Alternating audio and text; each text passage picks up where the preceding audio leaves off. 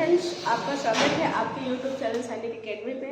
मैं नेहा मैम, आपको जो हिंदी का टॉपिक चल रहा था उसमें आपका विलोम शब्द जो आपके एसएससी जीडी के सिलेबस के अनुसार और क्या आपका सी टेट, यूपी टेट और जो आपका यूपीएसआई लगभग करके सब में आपका विलोम शब्द एक से दो क्वेश्चन दे ही देता है। तो आज हम इस पे विलोम शब्द पे चर्चा करेंगे कि विलोम शब्द आपका क्या आता है, और जो भी मैं विलोम शब्द लेकर आई हूँ वो एग्जाम की दृष्टि से बहुत ज़्यादा इम्पोर्टेंट है और बार बार ये एग्जाम में पूछा हुआ है। तो आज इस पे हम देखेंगे कि विलोम मतलब इसके बारे में आज देखते हैं। ठीक है, पहला आपका है अग्रज। अग्रज का विलोम क्या होता है? अनुज। जो अग्रज है इसका विलोम क्या होता है? अनुज। अग्रज मतलब जो होता है बड़ा, अग्रज का मतलब क्या होता है? बड़ा, और अनुज का मतलब क्या होता है? छोटा। विलोम शब्द का मतलब समझते हैं ना कि जो उसका विपरीत हो, किसी शब्द का उसका विपरीत शब्द ही क्या कहलाता है? विलोम। तो अग्रज मतलब आपका बड़ा होता है और अनुज मतलब छोटा। फिर अल्पायु मतलब जिसकी आयु कम हो उसे क्या कहते हैं? अल्पायु। और दीर्घायु मतलब जिसकी आयु लंबी हो या अधिक हो उसे ही क्या कहते हैं? दीर्घायु। फिर आपका अनुरक्ति, विरक्ति। विरक्ति मतलब जानते हैं जो विरक्त हो, सारे मोह माया से जो विरक्त हो उसे विरक्ति कहते हैं, और उसमें जो आसक्त हो उसे क्या कहते हैं? अनुरक्ति। फिर देखिए अनुलोम का विलोम क्या होता है? अनुलोम का जो विलोम शब्द होता है इसका विलोम होता है या प्रतिलोम। देखिए इंपॉर्टेंट है, कई बार एग्जाम में पूछा कि अनुलोम का विलोम शब्द क्या होता है। तो अनुलोम का विलोम विलोम भी होता है और प्रतिलोम। अनुलोम मतलब किसी नियम के अनुसार और उसका जो होता है उल्टा। ठीक है। फिर अल्पज्ञ। देखिए अल्पज्ञ मतलब जो कम जानता हो, और इसका विलोम क्या हो गया? बहुज्ञ, मतलब जो बहुत कुछ जानता हो। इतना समझ में आ गया? अल्पज्ञ और बहुज्ञ मतलब जो सब कुछ जानता हो, मतलब बहुत कुछ जानता हो, और जो कम जानता हो। फिर देखिए अवनी। अवनी मतलब होता है आपका, देखिए आप लोग पर्यायवाची पढ़े होंगे तो अवनी का मतलब समझते हो। अवनी मतलब क्या होता है? धरती, मतलब ना अवनी का मतलब क्या होता है? पृथ्वी का पर्यायवाची है। फिर इसका तो विलोम क्या हो जाएगा? अंबर। अवनी का क्या हो जाएगा? अंबर। ये देखिए एग्जाम में पूछा हुआ है, अगली बार टेट के एग्जाम में ये पूछा हुआ था कि अवनी का विलोम क्या होता है। तो अवनी का क्या होता है? अंबर। फिर देखिए अनाहुत। अनाहुत मतलब देखिए ये आपका एक शब्द में, अनेक शब्दों के लिए एक शब्द में देता है, जो बिना बुलाए आया हो। अनाहुत जो बुलाए हुए आओ, आहूत। तो अनाहुत का विपरीत क्या होता है? आहूत। फिर अर्पित मतलब हम किसी को अर्पण करते हैं ना, किसी को अर्पण करते हैं, और गृहित मतलब उसका उल्टा क्या होता है? ग्रहण। तो अर्पित का विलोम क्या हो जाता है?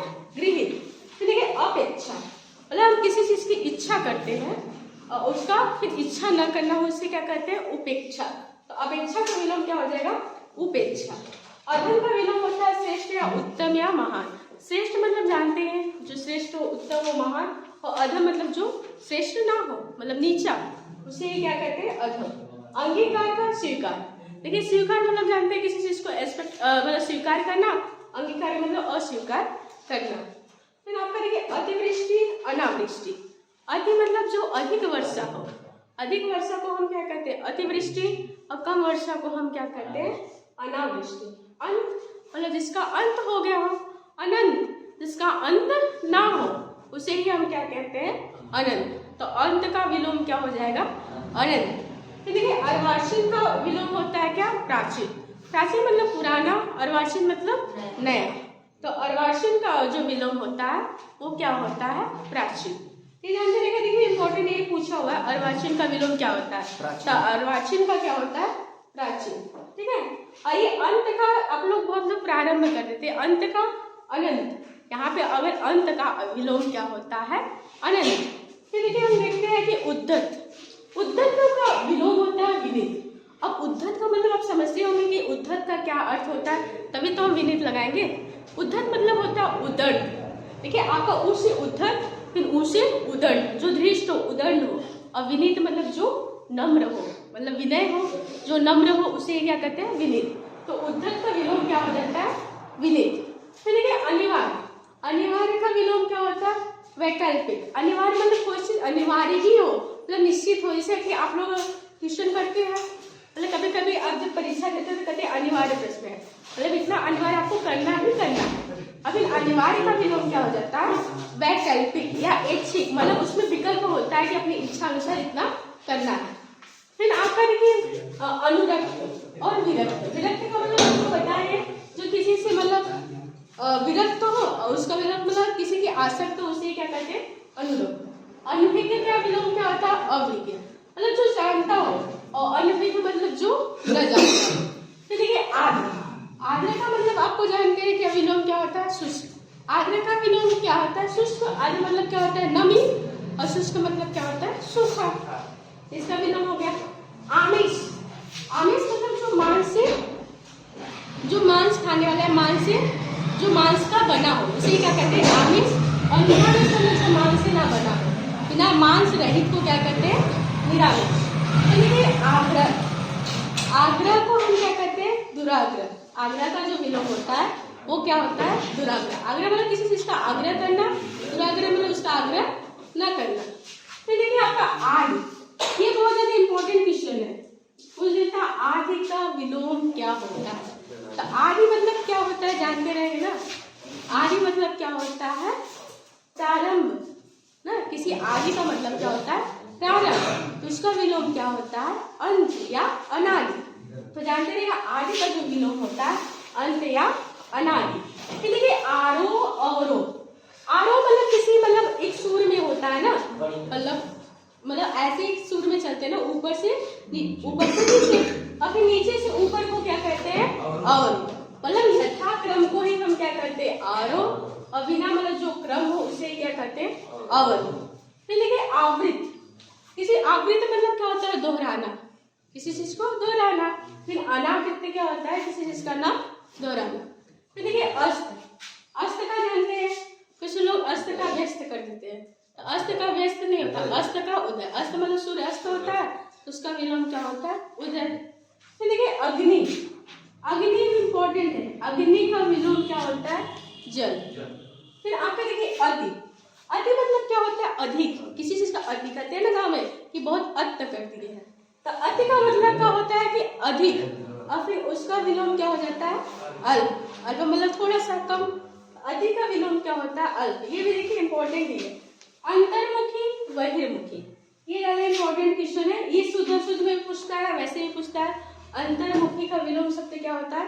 बहिर्मुखी। अंतर्मुखी मतलब कि आप अंदर की तरफ, मतलब नीचे की ओर मुख किए हुए, और बहिर्मुखी मतलब बाहर की ओर मुख किए हुए। फिर देखिए अश्रु, अश्रु मतलब जानते हैं इसका विलोम क्या होता है? हास्य। अश्रु मतलब रोना, फिर हास्य मतलब हंसी। फिर जानते रहिए अवनत, उन्नत। उन्नति जानते हैं, जैसे किसी चीज की उन्नति। फिर अवनति मतलब आपका जो होता है पतन। अवनत मतलब क्या होता है? पतन। अब फिर देखिए अधोमुखी, इंपॉर्टेंट क्वेश्चन है। अधोमुखी और अधोमुखी पूछेगा कि अधोमुखी का विलोम क्या होता है?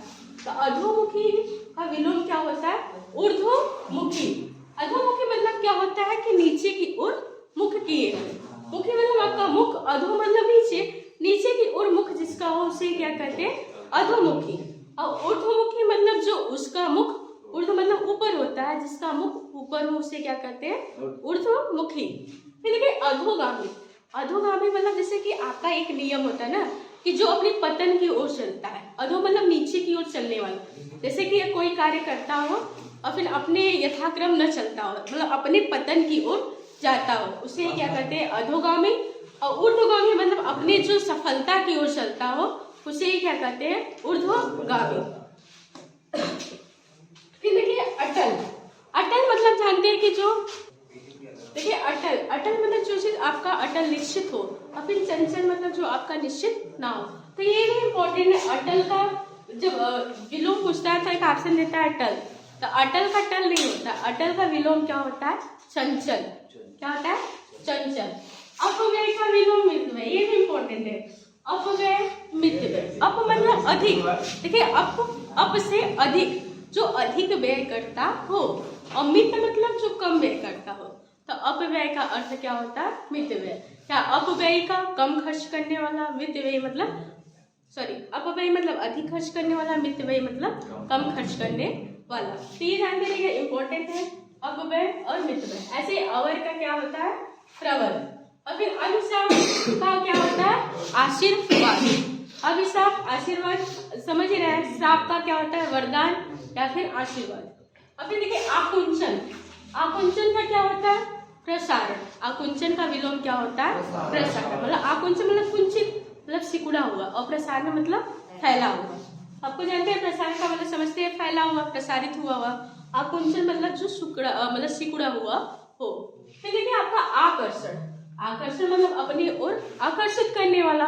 फिर आपका आकर्षण का विलोम क्या होगा? प्रतिकर्षण। जैसे चुंबक का आप साइंस में पढ़े होंगे, आकर्षित प्रतिकर्षित, जो अपनी ओर आकर्षित करता हो और उसका जो अपनी विपरीत मतलब उसको विपरीत भेजता हो या प्रतिकर्षित करता हो, या फिर उसको कहते हैं विकर्षण।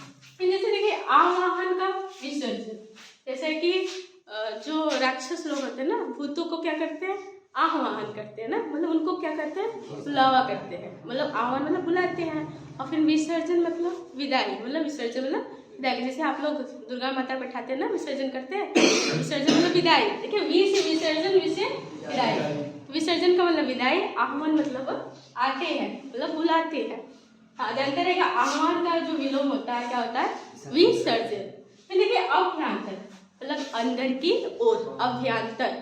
अभ्यंतर मतलब अंदर की ओर। फिर वाय मतलब बाहर की ओर। कितना जानते रहेगा अभ्यंतर का विलोम क्या होता है? बाहर की ओर। अविर्भाव, तिरोभाव। इसका जानते रहे, अविर्भाव मतलब जो किसी का भाव जो उसके विपरीत हो और भाव के अनुसार। फिर देखिए आबाल।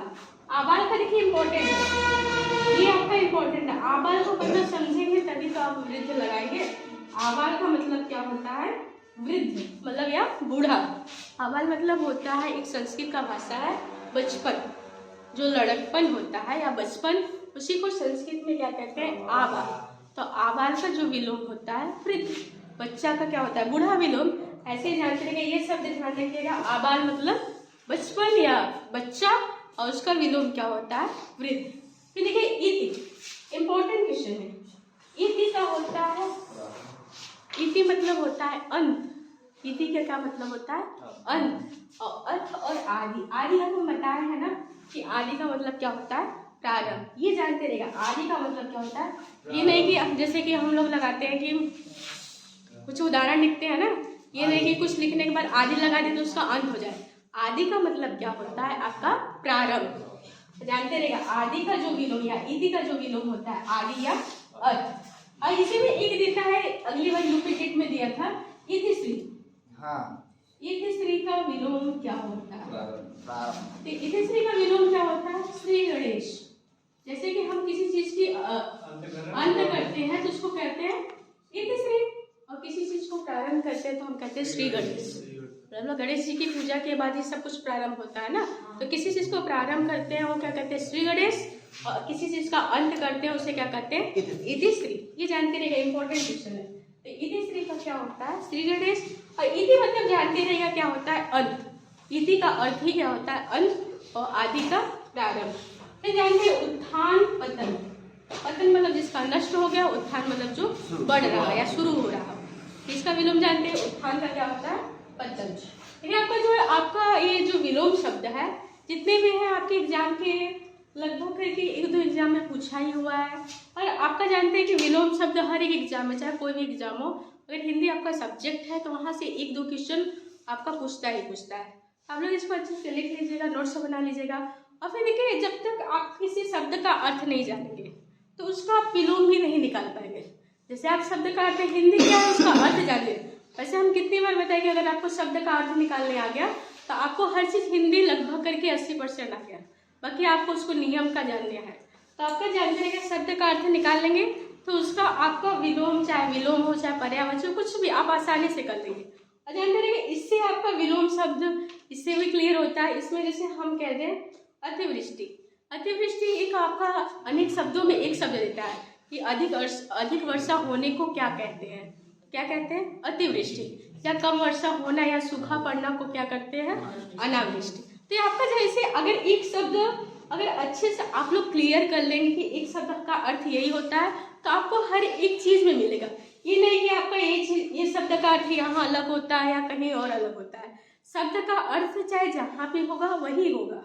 तो आपको बस थोड़ा सा ध्यान देना होगा, थोड़ा सा कम ही समय में एक ही 10 ही पढ़िए लेकिन अच्छे से पढ़िए, उसके शब्द का अर्थ को ध्यान देते हुए जाइए। अगर एक बार आपको शब्द का अर्थ पता चल गया तो उसको आपको बार बार पढ़ना नहीं होगा। हर एक जगह चाहे जहाँ भी जाएंगे पर्यायवाची में जाएंगे या अनेकार्थी शब्द में जाएंगे, सबका मतलब वही होता है। जैसे हम कहें अवनी, अवनी का मतलब आप जानते हैं क्या होता है, पृथ्वी। तो ये पृथ्वी का पर्यायवाची ही होता है। तो जानते रहेंगे तभी ना इसका विलोम निकालेंगे। तो हर जगह जो हिंदी के शब्द का अर्थ हर जगह बदलता नहीं है, हर शब्द एक ही होता है और आपको बार बार मिलता ही रहेगा। चाहे जहाँ भी जाएंगे आपका तद्भव तत्सम पर्यायवाची कहीं पे भी जाएंगे आपको शब्द मिलता रहेगा।